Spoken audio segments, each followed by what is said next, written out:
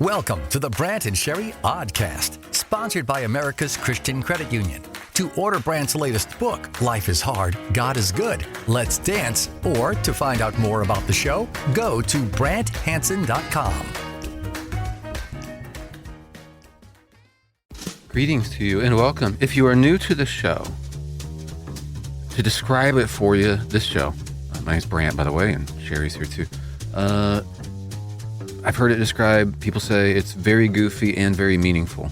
Well, that's nice. I like that too. I like that. Because you will hear extreme goofiness, and some people are put off by that. Like, well, this is just silly. Yep, it is totally silly. We embrace it. What did one of our coaches, on-air coaches, said? Oh, it's just absurd. That's true. And we said, thank you. Every now and then we have a consultant step in to tell us we're absurd.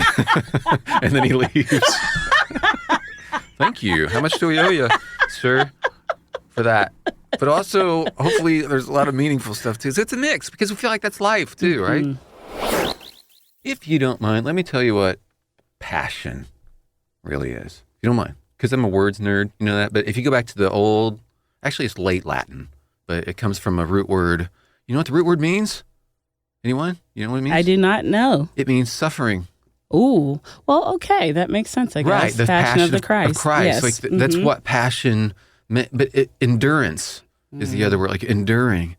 And I got to tell you, I look at older couples, for instance, they're 80 years old, and they have the wherewithal to still hold hands every now and then, or to flirt a little bit, or joke with one another, or look at each other a certain way. There's something so wonderful about that. There's passion there. There's real passion there because there's an endurance, because you know all the stuff that happened over the years was not chocolate and roses and good times. They might have gone through serious problems. In fact, they probably did. Multiple times. Serious stuff, or just the mundane stuff of day-to-day life of raising kids together, kids leaving the house, dealing with that, jobs, and mowing the lawn or fixing the house or selling the house or going through loss of jobs, like all this water that goes under the bridge, and they're still holding each other's hands. There's passion, endurance, and there's something really beautiful about that. I feel like we underrate that. Well, that's just mundane. No. That's really beautiful. Prayer can be a really tough thing. It really can. I mean, for some people, they're like, no, Brant, it's like breathing. It's the easiest thing. And I think that's great for you. I totally respect that, but it's a challenge for a lot of us, just being honest. But even though I don't feel, and this is why it's a challenge, I don't necessarily feel like God's hearing me, like I'm on a walkie-talkie and there is no other walkie-talkie. That's how I feel sometimes, a lot of the time, most of the time. But I still pray, and it's this thing called faith. I mean, that's where the faith comes in, because I don't necessarily feel like God is right there, but I still want to do it anyway. And I would encourage you to do the same thing, even if you don't have those feelings, because it still matters. And I know God honors that faith. I know it. Like, so that's your challenge. Maybe you're like me and you don't feel it like other people. You don't sense God's presence. But the people in the Bible who have these remarkable relationships with God, they talk to him like he's sitting right next to him. And even if I don't feel that, I'm doing that anyway. And some people would look at me and go, well, you're crazy then. You know, I'm driving to work today and I'm praying out loud in the car, but even though I don't feel like he's there, I'm still doing it. And I've also seen results from those prayers, so that helps a lot. That helps with the faith thing to keep doing this, because I know he's listening, even if I don't feel like it. So yeah, I grew up listening to the radio and hearing radio people talking, and there's certain things I did not like. And one of them was, hey, it's National Whatever Day. It's National Jelly Donut Day. You've been very clear on that. Not interested. So you're not going to get that here. I'm not going to do it. It's such a hard stance. Do you think that it needs to be? You're telling me? Yeah. This is excruciatingly difficult. So what I do is I will do the opposite of whatever the National International Day of is, because I'm not going to be bossed around. I'm just not going to be manipulated like that. Got it. So yesterday, I appreciated a listener pointing this out. I knew this was coming. Was National Organize Your Computer Day. It's Clean Off Your Computer Day or something. Oh, okay. Man. So I have to do the opposite, which means getting the most worthless software and files and stuff and uploading it. And I'm sure our IT people really appreciated because I your had principled stand. I had to hire guys that know how to, like those old floppy disks. Yes. Taking stuff off the old WordPerfect files and stuff and then uploading it on there and just junking it up. It took all day. I had to fill up my desktop randomly so that it's just covered with. Do you have the little paper clip there? Oh, that told Clippy? You? Yeah. Yeah, Clippy, the advice paper clip. All of that is on there. Old Windows Paint stuff. Sure. Files of things my kids like. It's total junk. Yeah. And you did that because I'm not gonna be manipulated. Okay. Well, you're gonna tell me what to do. You're a principled man, Brant Hansen. Thank you. I'm a principled man, and I'm taking a stand against this stuff. If you do not mind, let's talk about the passion. What in the world? Romance. I'm using the French accent to add to the Valentine's Day. What? To say. Yes. Valentine's Day, what, Mr. LePew? Milieu, mise en scène. Sure. So, all right. The word romance. Actually, you go back, you trace it. It's going to come from Rome, basically. I mean, but there's a lot of different conceptions about what that means. But our society totally worships it and defines you by it. And it starts early, even like 5th grade. Do you have a girlfriend? Oh, younger you don't than have that. A girlfriend? Oh, younger. I okay. look at Disney shows and not to say, but I mean, it starts very, very, very, very young. You're defined by romantic relationships. That's just so messed up. Let us be a voice that says, no, you're not. Even if everybody else says you are, you're not. You're not. Jesus, single, he's a complete person. He's the definition of what it means to be a human. And he's not incomplete because there wasn't that romance. Like, we are the ones who did that. We blew it up. And you know what? It's fairly new in human history, too. The idea that as the romantic term that we know, it's only a few centuries old. Like, this whole idea, this is all what life is all about. It's not. It's a lie. So let me take that off your shoulders. Let's say you're in 8th grade. You're going, I've got to be in a relationship. No, you don't. No, you don't. That's what fools think. You don't have to be a fool. Really, you don't.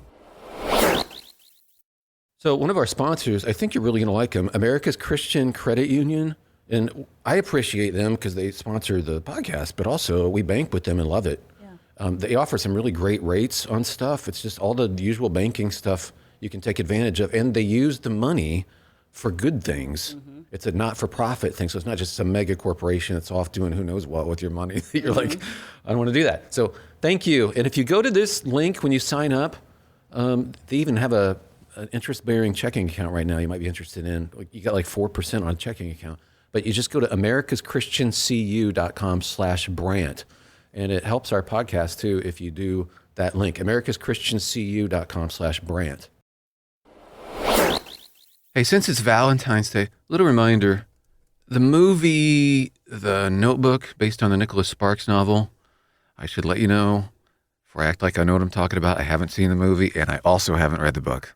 I thought you saw the movie. No. Okay. I did interview Nicholas Sparks. Interesting. He was a nice enough guy to talk to and stuff, but I don't know. I have not read any books or anything. Okay. But he was on to something. I mean, he had this story that really resonated with people, and apparently it's about a guy who's building a house for his prospective wife or for his wife or something. Really resonates with women. And probably some guys, too. They recognize there's something deeply romantically good about that. Please know, if you're single, and I mean, we can worship romance in this culture and we can act like it's the be-all, end-all, and you'll finally be happy if you're caught up in some big romantic story. Like, that would finally be. Please know, that story is borrowed from Jesus because he actually says this, and he invokes marriage language.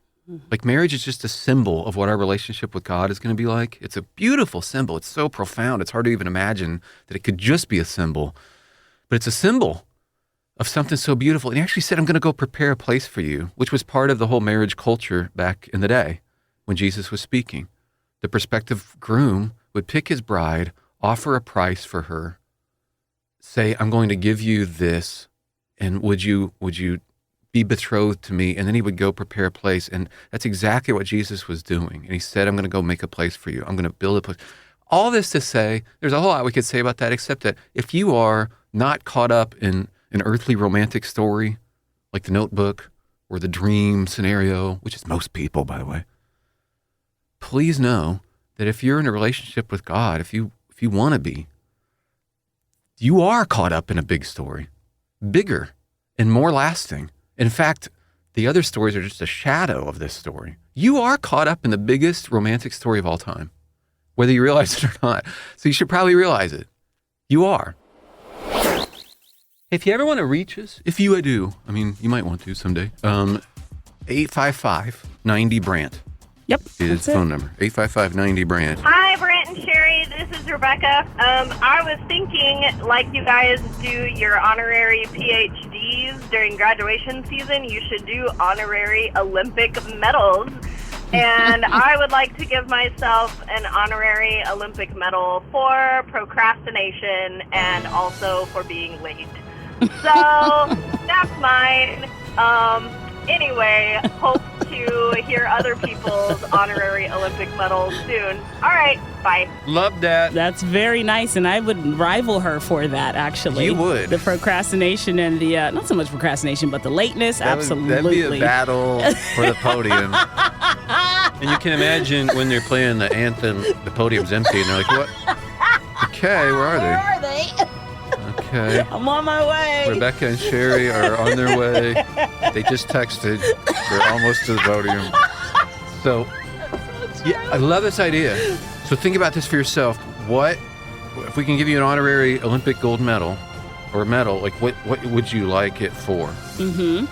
There's probably something you're awesome at. It can be incredibly esoteric or like detailed or whatever. Do you have an example for yourself? I'd like one for puppetry. I really would. Go ahead, hit that music again for yourself. And now, coming to the podium, Brant Hansen for a medal for puppetry. Olympic puppetry, summer, winter, doesn't matter. But think about yourself. What would you like a medal for? Let us know. It's 855-90-BRANT. We would love to hear what you deserve a medal for. It's important in this business, if you want to be cool, you have to be shocking. Okay, so I need to shock you right now. You can be engaging, you can be entertaining, you can be informative. You have to have hot takes, extreme opinions, and say things that are shocking to cut through. So I'm about to shock you. Now, we keep things rated G on the show, so I need to shock you with information. Yes, alternative shock. And facts. And I'm bringing somebody else in to be shocked by this, if you don't mind. Ryan, do you mind if I bounce a shock jock type fact off of you? Because Sherry didn't always like this. Of course, yeah. Did I bounce this off you? Because Sherry not usually shocked by anything I say. Well, it's not that. I just don't know what I'm supposed to do after that. Okay, but tell me if this is kind of shocking, you guys. Okay. All right? Yeah. Did you know your right lung actually takes in more air than your left? What? How could that be? I know! I know! Thank you! This is all he's ever wanted. I have to go tell my wife right now. I'm taking that to work tomorrow. That's all I want, I know! This is all he wanted. I'm so happy for you, Brant. What show just made you the most knowledgeable person around? It's the Brant Hansen show.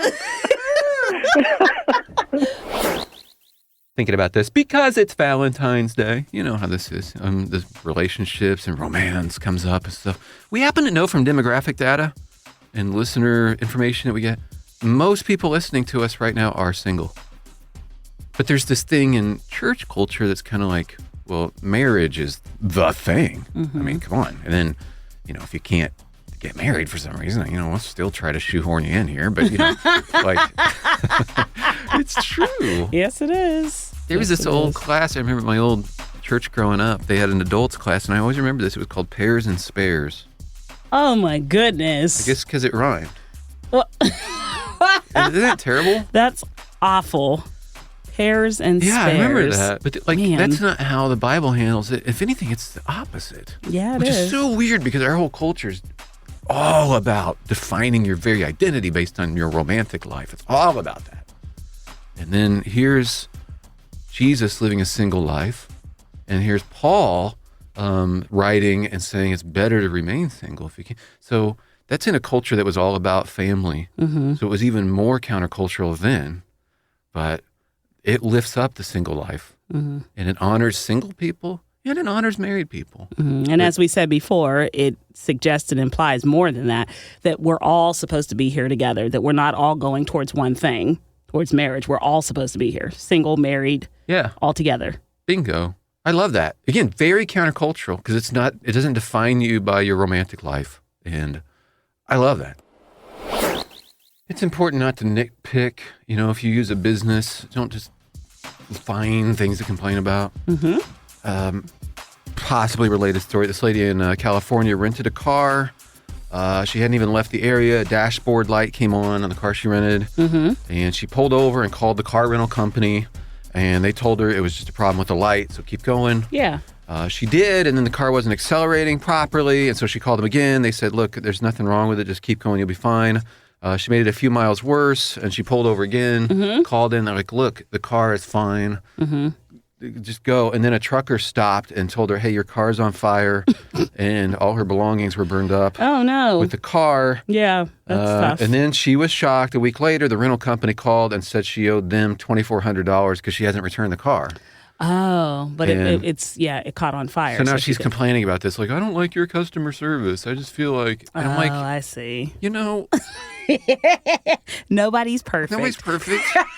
So you got, put yourself in so their your car place. burned to the ground, and then you got billed for it. So you called them over and over again, and they could have prevented it. Sometimes we just have to roll with it and not nitpick apart. Oh, your service wasn't perfect. It wasn't ideal. Right. Talking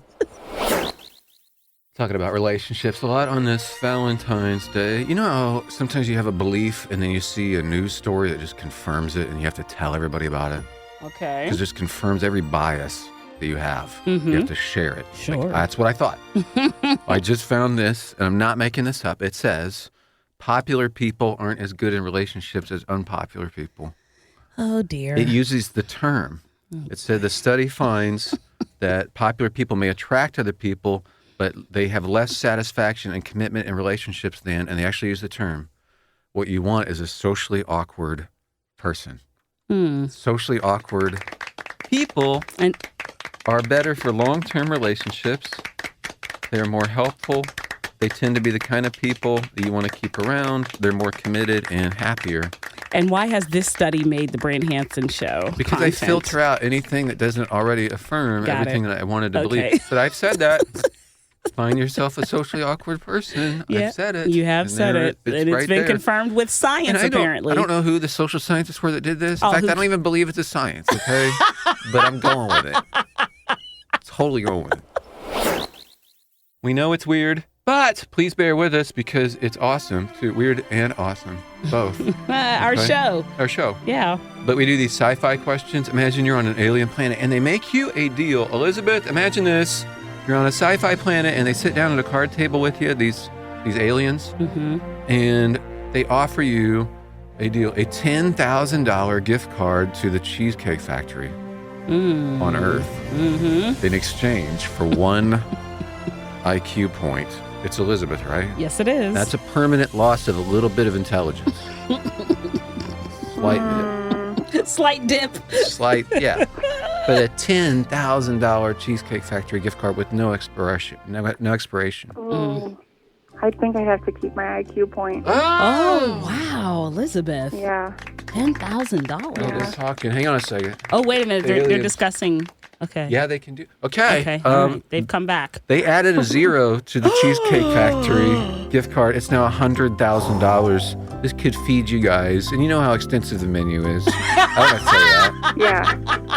Right? That's like a couple meals. Yeah. What do you think? Yeah.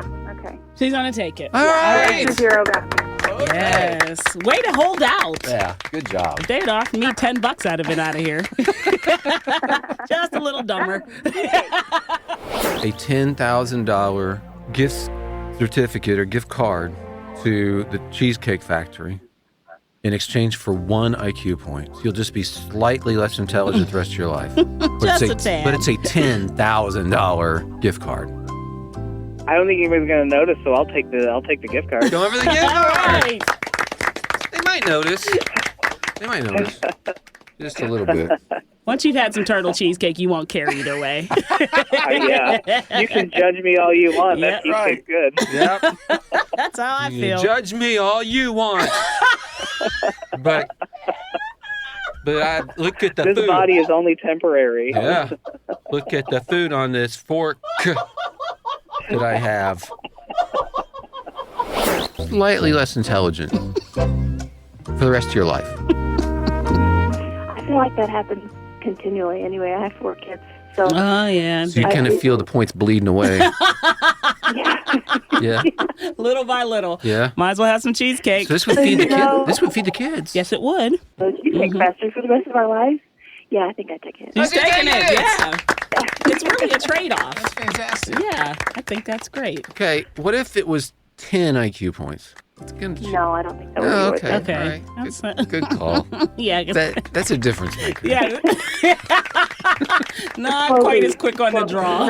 Yeah, no, right. The kids are like, what's the matter with mom? She's not just as, not as quick on the uptake. He's a little off. Mom's a little off. Well, who cares? We're going to the Cheesecake Factory. Again. United Faith Mortgage supports what we are doing here, and we are so thankful. They are a family business that's a direct lender. They can help with mortgages and refinances, including cash out refinances. And for every closed loan, United Faith Mortgage makes a donation to help heal kids in the name of Jesus through Cure International Children's Hospitals. United Faith Mortgage. If you want to find out more, including their story about being direct lenders, check out UnitedFaithMortgage.com. United Mortgage Corp. NMLS number 1330. Equal housing lender. Hey, question for you. And this is something I couldn't talk about on the air because it's just too involved or something. I don't know. Maybe we could. Well, let's see. Let's try it. I have no idea what's going on, guys. No, it was somebody asked a question on a radio forum, and it was great. Great question. It's a guy who does what we do, and he says, "Is it okay to want to be famous on Christian radio?" And I think it's a great question. Realizing you're listening and you don't work in Christian radio, I get it. Mm-hmm. But like the whole idea of, is it okay to want to be famous? Mm-hmm. How about that? And there was an ensuing discussion. I didn't read all the comments. A lot of good comments. What was the general consensus? I mean, the right thing to say is, no, that's not okay. You're not supposed to want.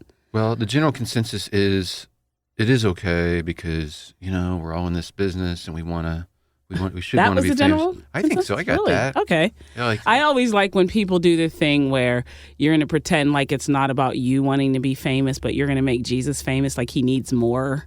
I think that's it. Yeah. It's like, well, I need to be famous to make Jesus Yeah, famous. yeah, because that that's kind what of he stuff. needs. Yeah. He Like needs when me to be famous first. and carry him along with me. My response was, and you can say, well, this is the cliche one, but it's like, no, there's something wrong. If I need to be famous, there's something wrong with me. And it's common, not weird, but why the neediness?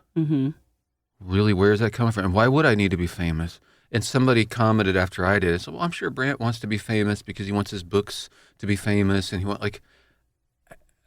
I want people to read my books. Yeah, fame and success are two different things. Right. And so we're in this industry where Yes. we want to do well.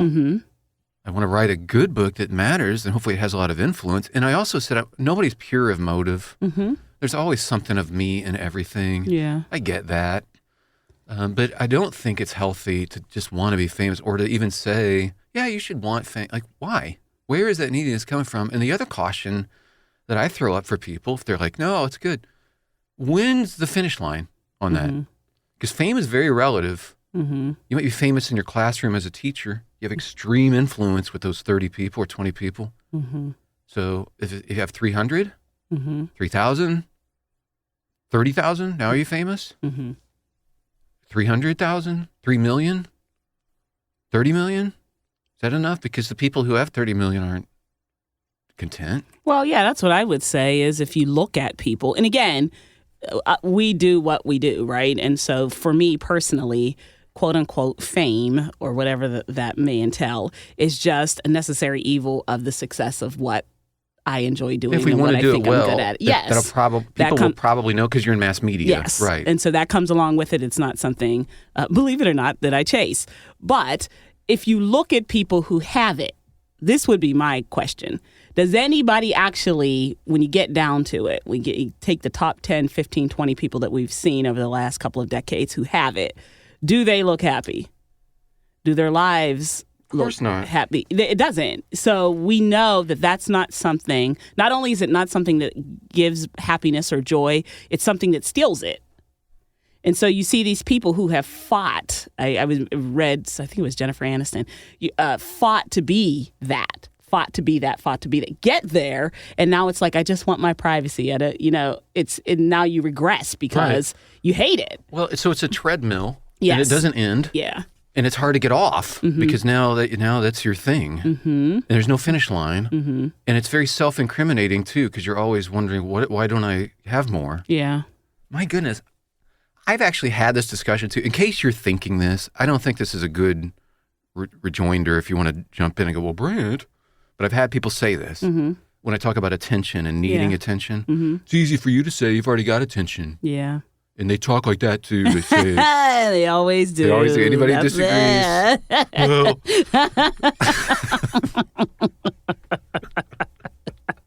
That's how we read emails. Oh, that's easy for you to say. That's how they talk. Yes. So I don't know what their problem is. I don't know. I wish they'd stop it. Man. When they agree with me, they talk normal. Yeah.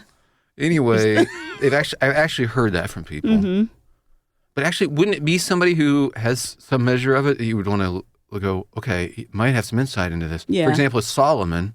Well, it's easy for you to say it's all vanity. You've got 700 concubines. Yeah. No, that's what he's telling you. He's telling you, yeah, I got it, and it's not. It's not what you think. So I think it would qualify somebody. That's a great point. Yeah, but that is, you hear that from people. Well, you've already got it.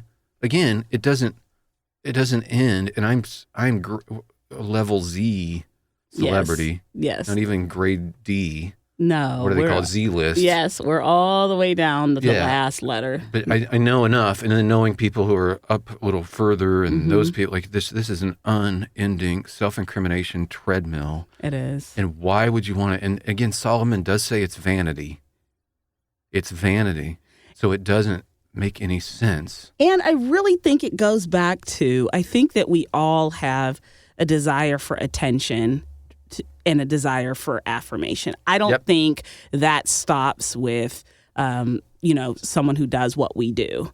Do a lot of people get into it because of neediness for that? Yes. However, everybody has it. It manifests itself different ways. Everybody has it because I really do believe that God gave that to us because He would be able to supply that for us always. That desire to be seen, to be known, He would be able to give that to us always. So we have a desire. It's like that kind of reciprocal thing where I always want it, He can always give it. But in the fall and the separation, right, now I still have that neediness. And if I don't allow that to be processed the way it should be, which is He's always seeing me, He's always affirming me, then I'll look for it in other places. I think that's a very human need. And so what we're saying is to try to supply that with fame is not going to work. It's very fleeting. Yeah, it's just exactly right. This significance yawning need. And so it really isn't coherent to say, I need this so that God can be famous. Yeah. And we're just kind of kidding ourselves. We're needy. So maybe admitting you're needy is a good start. It's a great instead of acting like, great start. I don't need that. Like we do. We want to be significant. We got it, but where's that going to come from? I'm just repeating what Sherry said. I'm going to stop. Well, let me try to say it. I want to say it. I'm going to say what she just said. Let me try it. Okay, so give me that bat. Ready, guys? I want to hit. But I'm going to do the exact same thing that Sherry just did. The Brant and Sherry Oddcast, sponsored by America's Christian Credit Union. To find out more about the show, go to BrantHansen.com.